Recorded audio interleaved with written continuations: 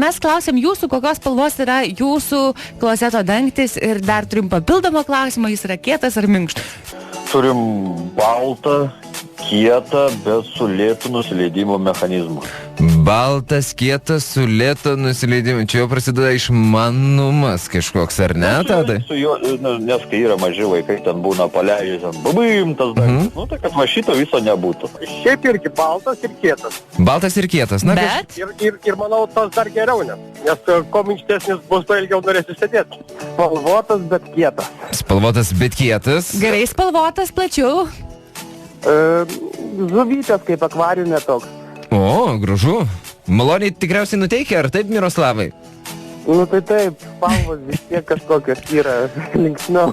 O kas išrinko tą dangtį, kad būtent su žuvytėm, nes mačiau, būna ir su akmenukais, ir su akmenukais, su pajūriu būna. Žmona nusipirko. Baltas, kietas, su kažkokia tai antibakterinė danga, kaip priklauso. Žodžiu, klasikinis. Jo. Žuvytėm sakot ne? Ne, O akmenukai irgi nevilioja. ne.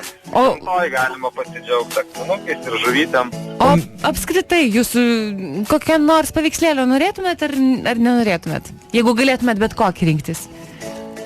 Mačiau tik tai tebėjai pirkti tokius, žinot, lipdukus. Ta prasme, atkeli klozeto dangtį ir ten kažkokią šiptenėlę. Nu tai nebent toks, bet bairis galėtų.